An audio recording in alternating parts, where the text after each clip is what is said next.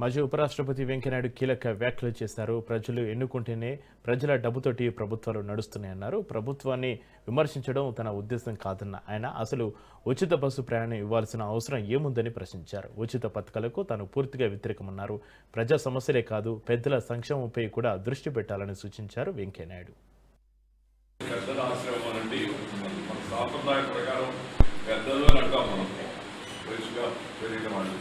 పెద్దల ఆశ్రమం పెట్టుకుంటే బాగుంటుందని సలహా చెప్పారు. మనం వాళ్ళు తీసుకుని చేద్దాం కాబట్టి సీనియర్ సిటిజన్స్ ఫోరం దానికి పెద్దల ఆశ్రమం చెప్పని ఆ విధంగా దాంట్లో కూడా కలిపి వాడుకుంటే బాగుంటుందని చెప్పని నేను భావిస్తున్నాను. మన భారతీయ సమాజంలో ప్రపంచం అంతా మనల్ని గౌరవించేది గుర్తించేది ఎందుకంటే మన కుటుంబ వ్యవస్థల గురించి.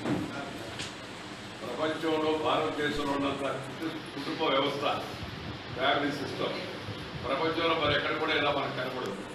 అందుకని ప్రపంచంలో అందరూ భారతదేశాన్ని గౌరవిస్తూ ఉంటారు.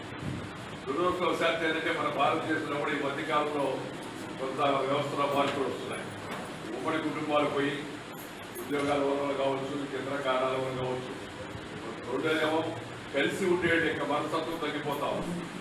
అందులో గొప్పతనమైన ఉమ్మడి కుటుంబం అంటే నాన్న, అమ్మ, అమ్మమ్మ, తాతయ్య, కోడలు, అల్లుడు, లేకపోతే కూతురు వీళ్ళందరూ కలిసి ఉండేవాడు.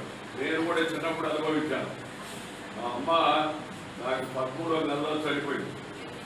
చనిపోతే మా అమ్మమ్మ పెంచేది. మా అమ్మమ్మ